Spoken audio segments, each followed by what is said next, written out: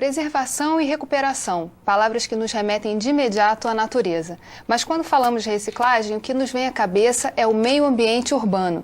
Em novembro de 2009, o Fórum Permanente de Desenvolvimento Estratégico do Estado organizou um debate sobre a indústria da reciclagem.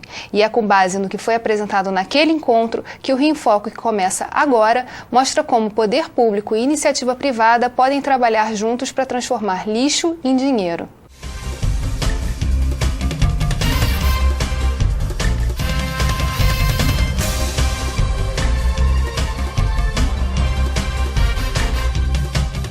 A desoneração tributária da indústria da reciclagem e a adoção de políticas que estimulem o reaproveitamento e a transformação dos materiais foram assuntos que esquentaram o debate. Aqui no estúdio, o deputado Paulo Ramos, presidente da Comissão de Trabalho, Legislação e Seguridade Social da Alerj, a coordenadora dos projetos de meio ambiente do Sebrae Rio, Dolores Lustosa, Hipólita Gonçalves, do Instituto Estadual do Ambiente, e Glauco Pessoa, diretor da Associação dos Recicladores do Estado do Rio de Janeiro. Antes de começar, vamos ver o que dizem os catadores e os recicladores.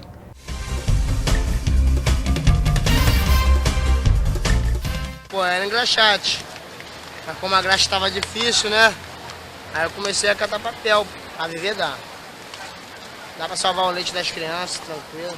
Por falta de estrutura, não dá para separar o material todo que é vendido adequadamente. Então, por horário que a gente tem para estar entregando a Rua Limpa, a gente só recolhe o arquivo, que é o branco. A gente precisa de espaço. No momento, a gente quer um espaço e um caminhão para estar recolhendo esse material até o espaço, para lá a gente estar fazendo o nosso trabalho adequadamente. Infelizmente, no centro da cidade, hoje, esse material é recolhido pela Conlurb e volta para o vazadouro, o qual alguns catadores do vazadouro a recolhem, mas tira a renda dos nossos companheiros aqui no centro da cidade, porque agrega uma grande renda esse material. Há um incentivo muito grande do governo federal em relação à inclusão social dos catadores. Não só incentivo, como um compromisso. Existe um termo de compromisso assinado entre nós, catadores, e o governo federal. E ele vem cumprindo. A dificuldade maior é o município. Se vai implantar a coleta seletiva e se vai utilizar dinheiro do governo federal via Ministério da Cidade para a criação de aterro sanitário, você vai ter que implantar a coleta seletiva e essa coleta seletiva com participação efetiva dos catadores. A empresa poluidora é aquela que gera o resíduo e a lei diz que ela tem responsabilidade para a destinação final desse resíduo. O que vem acontecendo há anos e não vinha sendo reconhecido é que as empresas de reciclagem, ela retira esse resíduo para os geradores, né? E não há esse reconhecimento. Por não haver esse reconhecimento, que ela é despoluidora, eu não posso chegar perto de uma geradora e falar para ela que eu posso minimizar o impacto ambiental dela, entendeu? E com isso a gente fica sem incentivos, tanto do gerador, e a gente presta um serviço, na verdade, também para o gerador, quanto do Estado, porque você não pode ter alguns benefícios fiscais. A esperança nossa é que seja aprovada a PEC 571 de 2006, que está tramitando lá em Brasília, que traz imunidade tributária para as empresas de reciclagem, tanto no nível estadual, municipal como federal. Bem, esse é um tema complexo e amplo, mas vamos começar pela questão do catador. Catador de material reciclável é uma profissão reconhecida pelo Ministério do Trabalho, porém a gente percebe que as relações são informais ainda, muito. Como é que o Legislativo pode atuar para resolver isso? Nós chegamos a fazer aqui inúmeras audiências públicas com os catadores, com as representações, inclusive cooperativas, mas ainda eles não alcançaram um grau de organização que faça com que eles tenham uma representatividade forte diante da sociedade. Ainda as coisas estão muito embrionárias. Eu quero aproveitar a presença aqui da representante da nossa Secretaria de Meio Ambiente para dizer que tenho acompanhado os esforços da secretária Marilene Ramos. É uma área muito difícil, mas ela tem procurado dar a dimensão verdadeira ao papel da própria secretaria.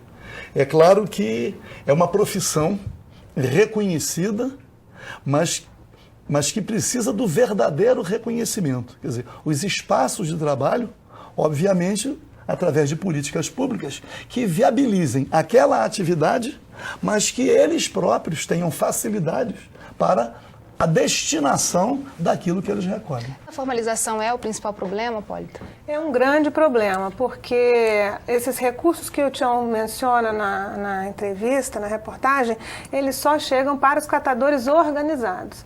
Então, o nosso esforço é no sentido de desenvolver políticas públicas que sejam um estímulo à organização e também tentar suprir algumas necessidades nesse processo. A legalização de uma cooperativa não é uma coisa simples, né? É uma coisa que requer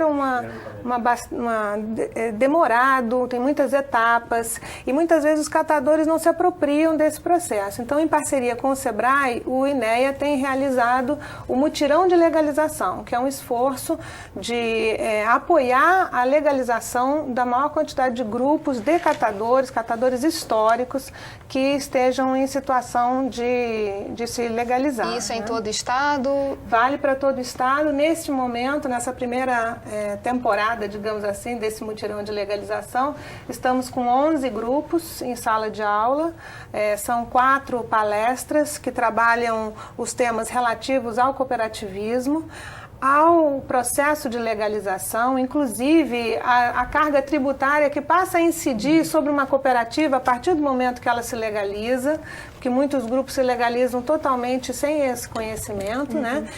Mas principalmente os princípios do Movimento Nacional dos Catadores, porque esses catadores que hoje não estão organizados, eles passam a construir uma identidade de grupo, que é muito importante, uma identidade de grupo dentro de uma cooperativa, né? E que essa cooperativa seja autogestionária de fato, não funcione como um atravessador, como um sucateiro, né? Que ela tenha transparência e principalmente uma identidade de categoria, né? Porque essa profissão foi reconhecida pela Classificação Brasileira de Ocupações e isso foi resultado da mobilização dos catadores a partir do Encontro Nacional. Nesse mutirão também a gente trabalha os princípios do Movimento Nacional dos Catadores, que são autogestão, independência de classe, solidariedade de classe, autonomia, né? E como é que o SEBRAE, Dolores, atua dando a capacitação, né? O SEBRAE, na parte do cooperativismo, o associativismo, ele vem estimulando com consultores especialistas que ele disponibiliza junto com o INEA para estar capacitando os catadores. Mas é importante também ressaltar a questão do próprio empreendedorismo. Isso é um negócio, a cooperativa é um tipo de negócio, então ela tem que ter um plano de viabilidade econômica, ela tem que estar enquadrada no perfil de negócio, para que ela possa ter a tal da sustentabilidade, sair dessa dificuldade inicial. Inviabilidade econômica. A inviabilidade econômica, porque é um formato de negócio. Uma outra ideia, assim, que é recente, que isso está sendo estimulado e divulgado também pelo SEBRAE, é a questão do empreendedorismo individual, que é uma forma de você se legalizar, pagar uma taxa pequena, né, mensalmente. E aí, por que eu estou falando isso? Porque o catador, ele pode buscar esse tipo também de legalização. A cooperativa é um formato coletivo que é muito interessante, mas alguns preferem manter a individualidade da atividade. Mas para buscar a formalização poderia ser através do empreendedor individual. O SEBRAE está apto também para dar orientação como é que se faz, como é que se cadastra um empreendedor individual, qual o documento, é super simples o registro, é identidade, o que tiver de documentação, vai em qualquer SEBRAE que a gente dá essa orientação. Isso é um formato que possivelmente... É uma alternativa, É uma né? alternativa. Mas essa né? questão da formalização para a indústria da reciclagem, para toda a cadeia, também é um problema, né, Glauco? Com certeza.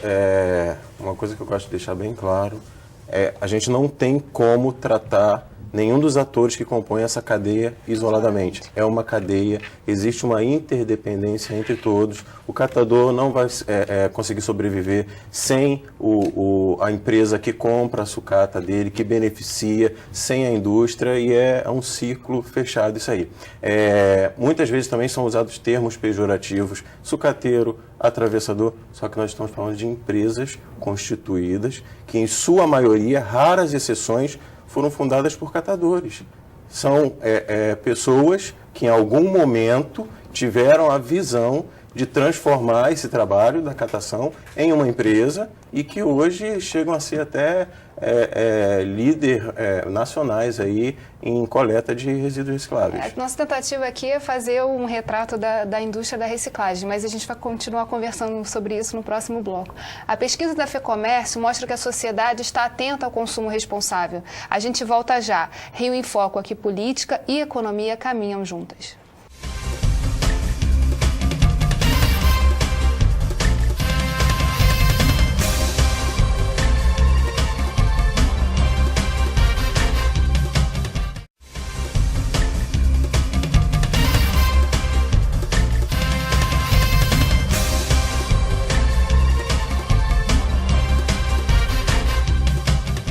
A FEComércio pesquisa o comportamento da sociedade em relação ao consumo responsável. Vamos ver a comparação dos dados dos 2 últimos anos. A FEComércio faz uma pesquisa de âmbito nacional, né, anualmente, sobre o consumo consciente, né, o consumo de produtos ecologicamente corretos, produtos não transgênicos, né, os hábitos relacionados à preservação do meio ambiente da população. E essa pesquisa, nos últimos 3 anos, identificou que caiu a proporção de brasileiros que consideram um exagero que o aquecimento global ameaça a nossa sobrevivência, ameaça a humanidade, quer dizer, as pessoas estão mais conscientes da mudança climática, dos problemas que isso acarreta, mas essa consciência ainda não leva à ação propriamente dita, porque, na verdade, o número de pessoas, por exemplo, que olham se um produto é transgênico ou não caiu de 2007 para 2009, o último ano de dados disponíveis. Né, o percentual de brasileiros que veem que pensam se um produto é ecologicamente correto ou não ainda também não é expressivo. Então a gente tem um cenário de cerca de 40% separando o lixo, que é muito importante. É um número significativo se a gente olhar para o passado, que essa prática não era comum no Brasil, mas tem que se olhar a maneira como esse lixo é tratado no futuro, né, depois de ser descartado, e também pensar que não é só a reciclagem um ponto. A gente tem que pensar também no reaproveitamento de materiais em casa, às vezes na economia de um plástico, de um papel, usar um verso. Um produto reciclado, ele é bem visto no mercado, ele chama a atenção quando você pega um talão de cheques de um banco com papel reciclado. Isso mostra um comprometimento, isso agrega a imagem da instituição, né? Então tem toda uma parcela que valoriza, uma parcela da sociedade que valoriza isso, e é um movimento, como eu disse, sem volta. Você tem a valorização desse papel das empresas, desse papel comprometido. A população diz que considera isso e isso pesa para ela. Mas na hora de consumir, né, na hora de ir às compras, né, o bolso pesa bastante. Né, se é mais barato, o que é mais barato, o que é mais em conta, não necessariamente o que é ecologicamente mais correto. Essa que é a questão. As empresas inovarem, conseguirem desenvolver tecnologias que permitam que produtos ecologicamente corretos se aproximem dos preços daqueles que se tornaram tradicionais. Bem, o preço é um problema para o consumidor ainda. Como que o poder público pode atuar, na sua opinião, Glauco, para reduzir o preço do produto reciclado?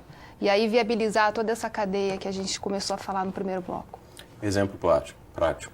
Uma garrafinha de refrigerante, depois que é consumido o refrigerante, ela é descartada. Vai ser coletado e vai ser encaminhado para a reciclagem.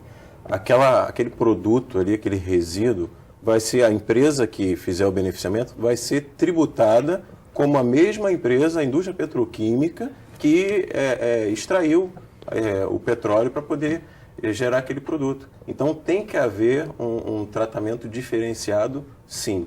E eu não concordo a maneira que ainda se insiste em colocar a reciclagem como um detalhe dentro do meio ambiente. Claro, eu vou puxar o peixe para a minha sardinha, mas se a gente pegar, por exemplo, os relatórios da Conlurb, no município do Rio de Janeiro são gerados diariamente aproximadamente 8 mil toneladas por dia. em média 40% são recicláveis. Peraí, a gente está falando de quase metade do que é gerado de lixo. É dada toda uma atenção para o lixo. Por que não é dada atenção para os recicláveis? Por que as empresas são ignoradas ou marginalizadas?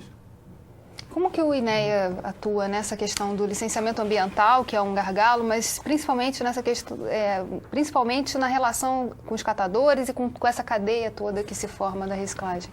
A Secretaria de Estado do Ambiente, o INEA, desenvolve uma política de apoio não só à reciclagem, mas a toda a cadeia, a toda a gestão de resíduos. Então, a secretária, logo no início, desenvolveu o seu programa, que é o Pacto pelo Saneamento, que tem 2 componentes, esgoto e lixo. Esgoto, levar o saneamento para 80% do estado em 10 anos, com recursos previstos já para isso. E na parte de resíduos, a erradicação de todos os lixões, e concordo com o que o Glauco falou, não adianta a gente pensar só na adequação da disposição final, sem pensar que essa disposição final é cara, tanto na sua instalação quanto na sua operação, e que é necessário que hajam cada vez mais campanhas e políticas de estímulo à reciclagem. Então, a gente tem, dentro do Programa Estadual de Gestão Integrada de Resíduos, e o entendimento desse conceito, gestão integrada de resíduos, é muito importante, porque a integração é de várias coisas, é a integração de diversas tecnologias para diferentes tipos de materiais, né? Então, tem que ter a coleta seletiva? Tem que ter a coleta seletiva, tem que ter o programa de gestão de pneus, de gestão de lâmpadas, de gestão de entulho, e não ir tudo para o mesmo lugar, como acontece em boa parte dos lixões, né? Causando grandes impactos para a natureza e trazendo um prejuízo enorme para toda a cadeia produtiva, porque você está enterrando o que você poderia estar reciclando, né? Então, dentro do PGIS, que é um programa que estimula a formação de consórcios para que, com a escala, diminui o custo da implantação e da operação, e também diminui a chance daquele aterro sanitário virar um lixão. O aterro sanitário é bom para a natureza, é bom para o meio ambiente. A gente tem mania de achar que aterro sanitário é ruim. Aterro sanitário é uma obra de engenharia que vai garantir que a disposição final não cause impactos à natureza. Não tem chorume, não tem emissão de gases, há possibilidade de aproveitar o biogás para a produção da energia. Agora, ele custa caro. Vamos ver se a gente evita de enterrar recicláveis, né? Então, só para concluir, nós estamos, então, no estado do Rio de Janeiro, em 18 municípios, com a previsão de chegarmos a 44, com um programa de capacitação de gestores públicos para a implantação da coleta seletiva. E já estamos com vários municípios que já iniciaram a implantação da coleta seletiva. Então, quando a gente fala em integração, a gente está falando em integrar tecnologias com participação da sociedade, né? O controle social é o diferencial da nova gestão dos resíduos, com inclusão social dos catadores e com integração de diversos níveis de governo, né? Então a gente tem... É fundamental para poder fechar esses... Não, é que às vezes, né, nós conversamos com as pessoas do povo, em qualquer conversa informal, e percebemos o seguinte, né? Falam um aquecimento global, a camada de ozônio, mas as pessoas com o esgoto a céu aberto ali. Como é que você vai seduzir uma pessoa para participar de um movimento contra o aquecimento global, se ela não é destinatária imediata de uma política pública voltada à melhoria da qualidade de vida dela? Quer dizer, ela vive sem água encanada e sem esgoto tratado. Mas isto não acontece só nas regiões menos favorecidas. Eu moro ao lado do Canal das Taxas, no Recreio dos Bandeirantes, onde pagamos um IPTU muito alto. Todos nós somos consumidores. A SEDAI está concluindo uma obra. A obra está ficando pronta e o esgoto continua sendo lançado no canal. Do município. Quer dizer, a rede coletora, é o que eu digo o seguinte, para a população, de um modo geral, a população não sabe distinguir. A responsabilidade é do poder público. Por isso, a importância de haver integração dos níveis a ação de governo. integrada. Então, não me parece razoável que esteja a SEDAI concluindo uma obra sem que, paralelamente, as providências, se é que cabem ao município, também não estejam sendo tomadas para que, uma vez em funcionamento, nós olhemos para o canal e vejamos que o jacaré poderá respirar com mais facilidade, e nós próprios possamos tomar um chopp na varanda, né? Sem respirar aquele odor desagradável. Mas tem a questão do aterro sanitário. Eu, inclusive, participei de algumas reuniões com o pessoal lá em Paciência. O aterro sanitário é uma necessidade. Mas ninguém quer o aterro sanitário na sua porta. Todos compreendem a necessidade do aterro. Mas você percebe desde que tem uma... Não, o que eu quero dizer é o seguinte, eu fico a imaginar o que seria, por exemplo, vou dar um exemplo absurdo, né? Chegar no Jardim do Alá e colocar ali um aterro, por menor. Não, mas olha, nós discutimos esse assunto sobre aterro sanitário, as tecnologias de gestão de resíduos sólidos, e existem várias tecnologias. Claro. Pode-se colocar, de repente, no Jardim lá uma usina de tratamento, enfim, de incineração no lixo. Eu penso que essa discussão também é muito focada no fato de que ela tem a sua base no fato de que as pessoas que não querem um aterro ao lado da sua casa, elas entendem que o aterro é um lixão. Então, a gente precisa aprofundar muito essa questão. Por exemplo, hoje em dia tem um lixão em Seropédica. Horroroso. Horroroso. Nós queremos que ele continue, porque dizer não para o aterro sanitário em Seropédica é pedir e dar manutenção ao lixão que existe lá. Há coisas adicionais em relação ao aterro. A movimentação de caminhões, o cheiro que exala dos caminhões que transportam, as condições das estradas. O que eu estou querendo só dizer é o seguinte, é que é preciso levar o conhecimento para que as pessoas compreendam e elas possam participar. Aquilo tem que representar não um malefício, tem que representar de um problema. Um benefício. Mas essa questão da gestão dos resíduos sólidos, ela começa, às vezes, na própria empresa em que está gerando o resíduo. Então, tem uma participação, assim, que eu queria puxar um pouco mais para sair um pouco da discussão. Era exatamente isso que eu iria falar. Como é que as empresas podem... Eu acho importante, assim, quando a gente está trabalhando nas empresas, primeiro a gente viu uma reportagem falando do consumo consciente. Na verdade, reduzir o consumo e reduzir a geração do resíduo para micro e pequena empresa é o primeiro formato ideal, antes da implementação de tecnologias, ou seja, na verdade, trabalhar a redução do consumo, a redução da geração de resíduos no parque industrial, principalmente para as pequenas empresas, isso gera o primeiro ganho para ela, que é o ganho econômico.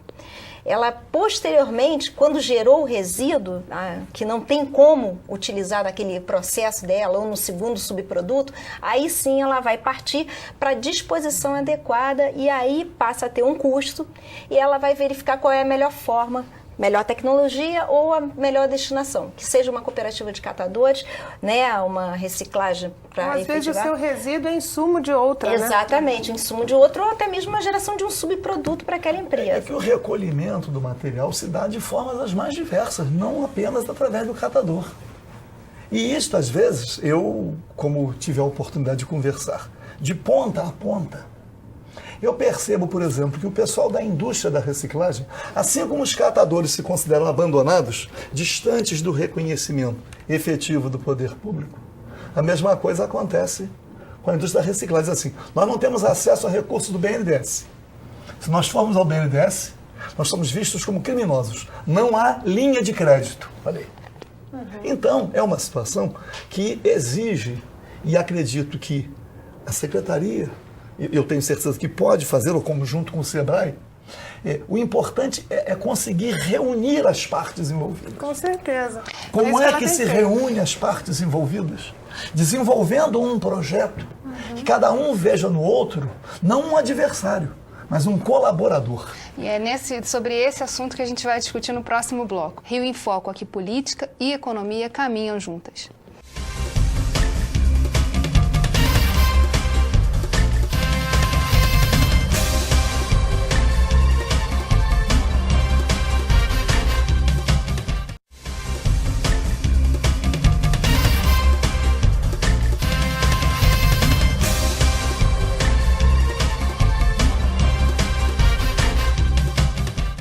Bem, nós fechamos o bloco anterior falando da união dos esforços e de ver esse problema, buscar uma solução conjunta para o problema. E aí eu queria que a Polly falasse um pouco, porque ela ficou me pedindo ali.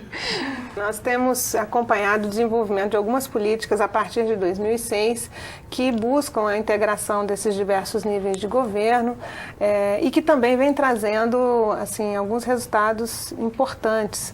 Né? Então, por exemplo, no nosso programa de capacitação, a gente chega integrando níveis diferentes de governo, né? O governo municipal, o governo estadual e o governo federal. Até porque nós vamos falar daqui a pouquinho sobre os decretos federais e estaduais que obrigam os órgãos públicos a implantarem a coleta seletiva. Né? Teve uma mudança muito importante que, além de, assim, eu vejo a importância de, nós falamos, né, a gestão integrada vai integrar diversas tecnologias, integrar ações de diversos níveis de governo, vai trazer a inclusão social. Né? Vai trazer iniciativa privada também. Vai trazer a integração entre todos esses atores e vai trazer principalmente o controle social. É o controle social que vai garantir que as ações tenham continuidade, que as melhorias tenham continuidade. Né? Então, hoje a gente tem uma nova lei de saneamento básico, a 11.445 de 2007, que tem um princípio fundamental, o 10º princípio fundamental dessa lei, que é a Bíblia do saneamento no Brasil nesse momento, por onde nós somos regidos, que vai dizer tem que ter controle social.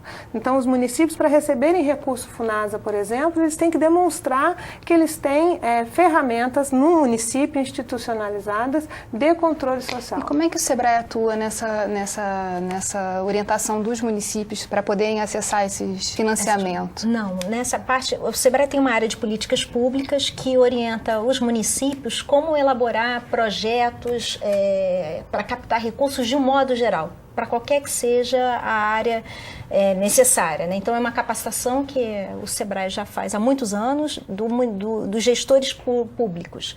Isso o SEBRAE já faz.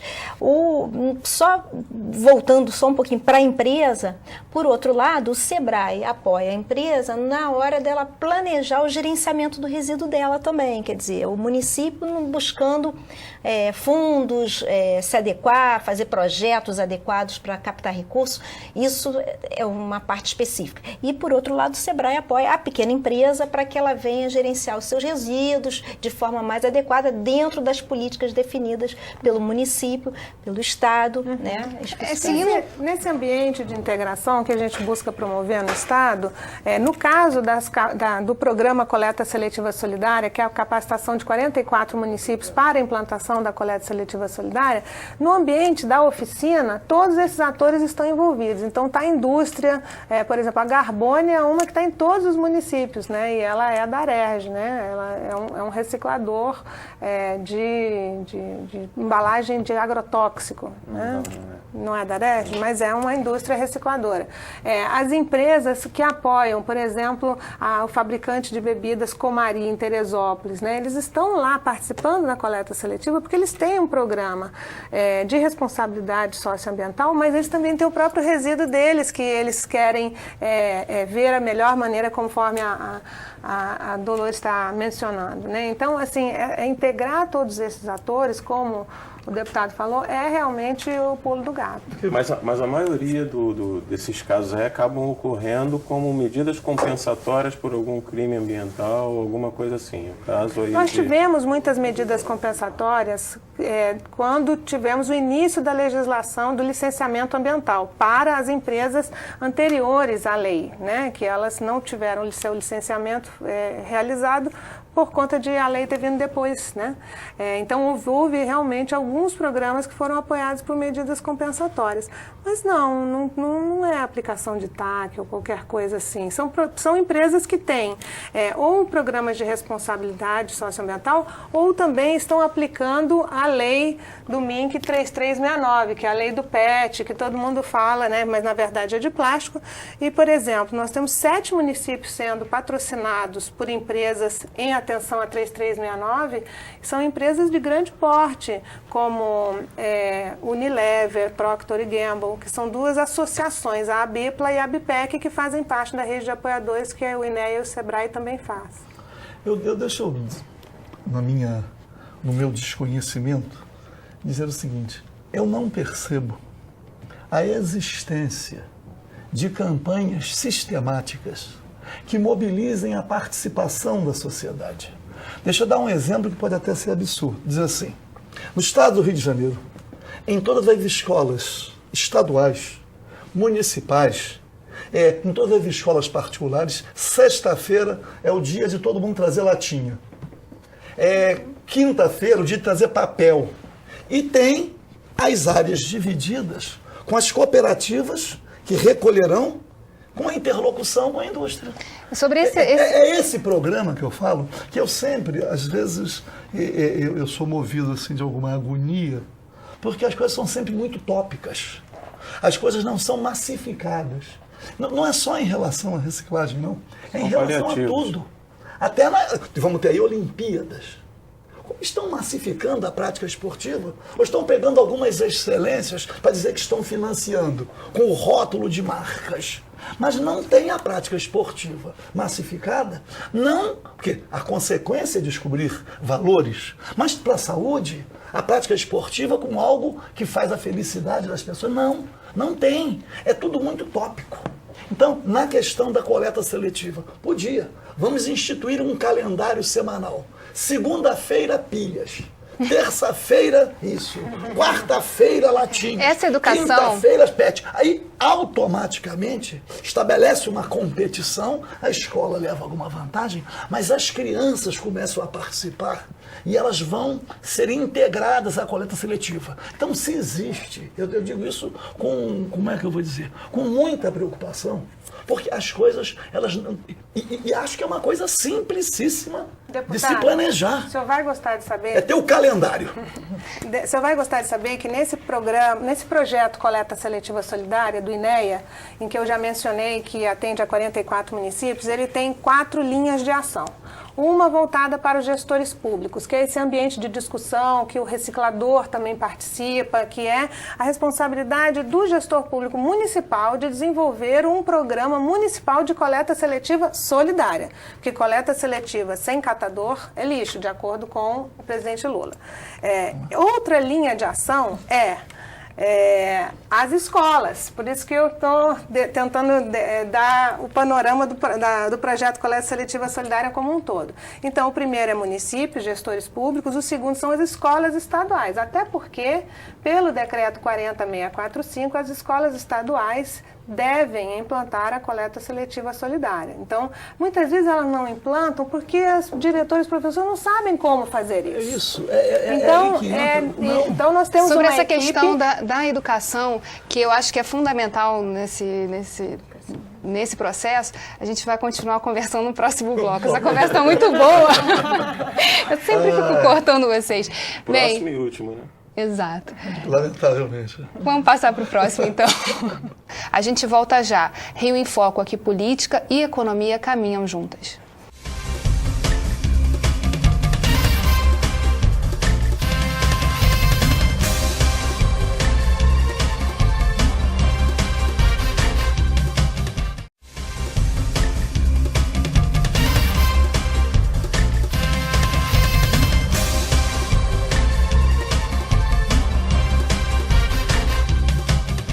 Reduzir, reciclar e reutilizar são os 3 R's da sustentabilidade. Nesse último bloco do nosso programa, vamos ver que isso é possível. Nossa reportagem vai mostrar alguns exemplos do que está sendo feito por pessoas que acreditam que nem tudo que é lixo é imprestável.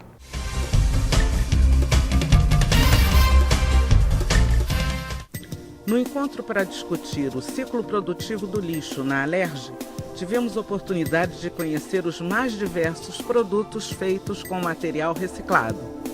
Móveis, bolsas, mochilas, sacolas e muito mais.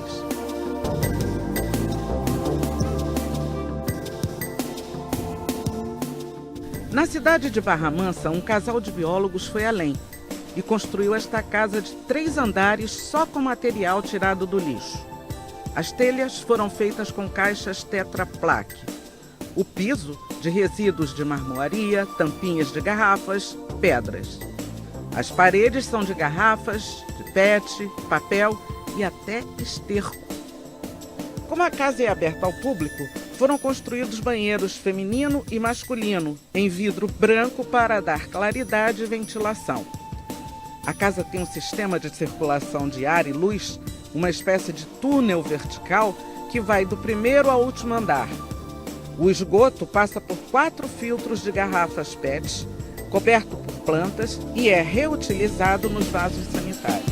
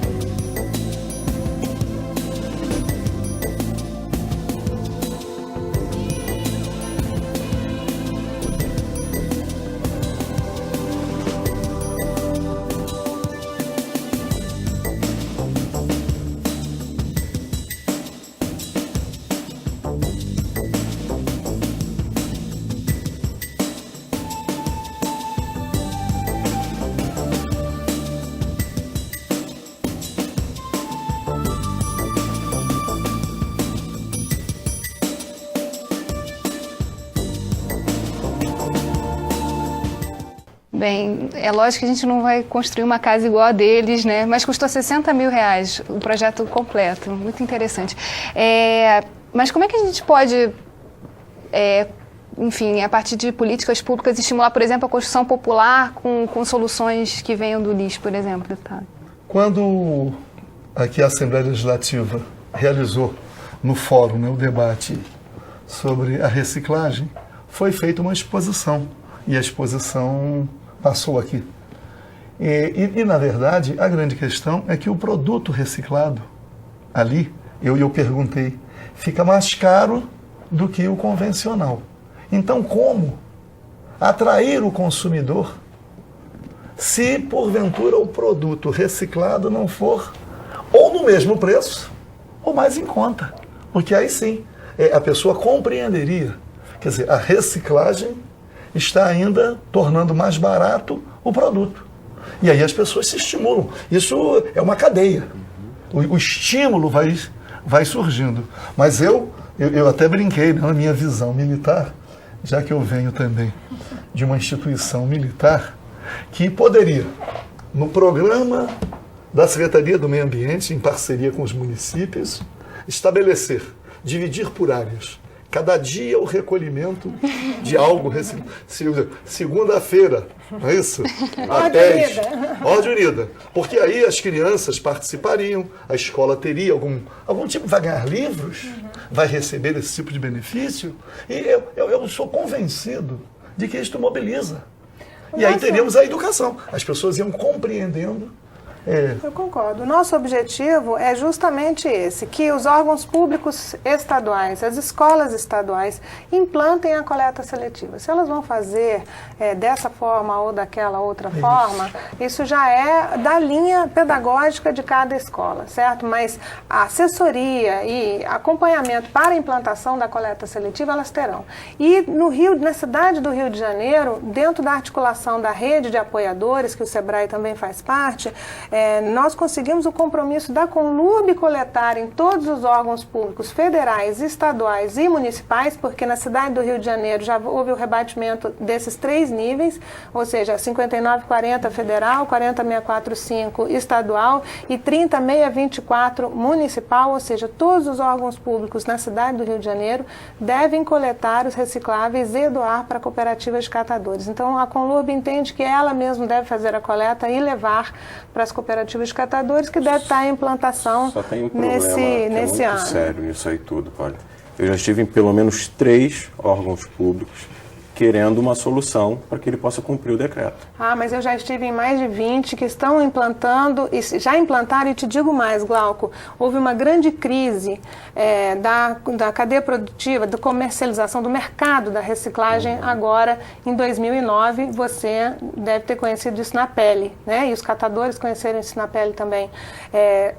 Muitas cooperativas só sobreviveram a essa crise porque tinham o material vindo dos órgãos públicos, entendeu? Então, assim, das cooperativas que a gente trabalha, nós temos um cadastro de umas 25 cooperativas, mas existem mais sendo cadastradas, a grande maioria recebe material de órgãos públicos e isso tem contribuído significativamente para a viabilidade econômica dos grupos. Tem alguns projetos, até, por exemplo, o Recicla CT, que é na COP da UFRJ, que tentam implantar isso na universidade, ensinando isso para os alunos. Federal, mas tem uma dificuldade que eles apontam, que é justamente tem que ter uma rotatividade das cooperativas e que isso às vezes é difícil implantar. Tem que haver estrutura logística para poder operar isso, senão a coisa não funciona. Um exemplo prático, a indústria, hoje no Rio de Janeiro, você não vê quantidades de resíduos da indústria despejados na rua como você vê o resíduo doméstico. Por quê? Porque essas empresas contratam as empresas de reciclagem que têm o quê? Prensas, caminhões, toda a estrutura necessária para poder retirar esse resíduo e levar para fazer o beneficiamento necessário para encaminhar para a indústria, onde de fato vai haver a transformação em um novo produto. Agora a gente está quase chegando ao final do programa, eu queria só fazer uma rodada sobre isso. Só uma observação mesmo, desculpa, Geise. Naquela casa que se mostrou agora, a importância, o material reciclável, ele tem um ciclo de vida.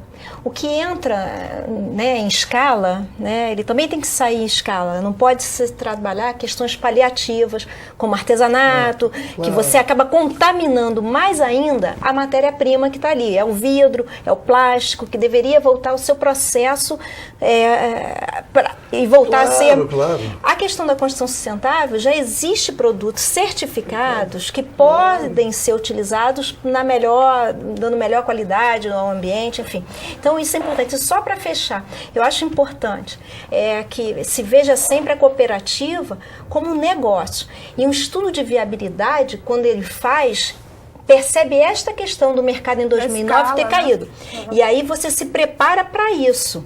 Então você tem que focar a cooperativa para atender a indústria recicladora, ter capacidade de atender, ter capacidade de coletar tudo no formato de negócio. Então eu acho que o estudo de viabilidade econômica tem que ser feito e o empreendedorismo, a gestão empresarial tem que ser tocada constantemente nesses negócios que estão se formando e nos que já existem para que elas tenham maior sustentabilidade. Em termos de incentivos fiscais, o que pode ser feito pelo poder público para viabilizar toda essa cadeia? Os impostos que incidem sobre a matéria-prima das empresas de reciclagem, que são os resíduos, e nos equipamentos, insumos também, por exemplo, energia elétrica, se recolhe imposto também integral, água, a gente tem o exemplo dos taxistas que têm incentivo para poder comprar o veículo, a empresa de reciclagem que vai utilizar um caminhão para despoluir tem que pagar todos os impostos como se fosse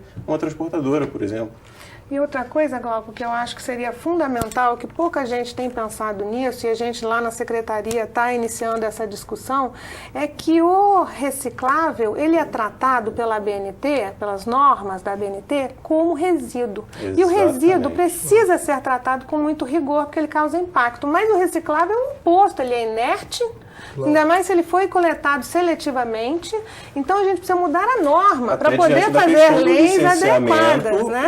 Todo o processo é feito como se fosse uma empresa poluidora. Como se fosse uma empresa que opera resíduo. De enquadramento né? no IBAMA. As empresas do ambiente, as empresas recicladoras, existe um sistema no IBAMA da taxa que você tem que recolher, que você é obrigado e você não tem um enquadramento que isente as empresas de reciclagem desse. Mas a gente está trabalhando nisso a nível estadual e, eventualmente, o que a gente conseguir realizar na mudança da norma, né, da normatização no tratamento estadual, deve refletir a nível federal e chegando à mudança na ABNT. A gente está trabalhando nessa direção. E também queria, deputado, mencionar que a gente já tem dessas demandas que o Glauco está fazendo, que pessoalmente considero certíssimas.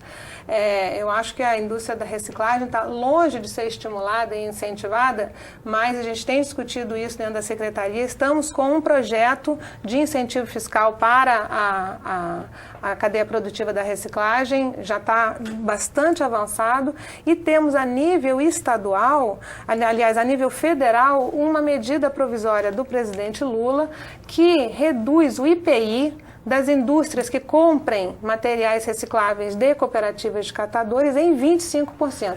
Isso certamente refletirá no preço do produto final. Aí eu tenho uma outra preocupação. Nós temos já várias outras leis que tratam do assunto, mas que na prática fica impraticável. Ele talvez não tenha feito a intervenção. É que as coisas são feitas na perspectiva do catador e isso é importante.